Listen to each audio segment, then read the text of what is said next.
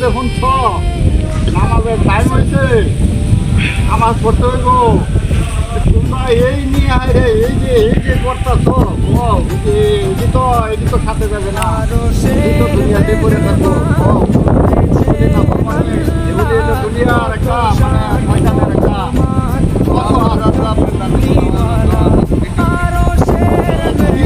আমি করতাম না।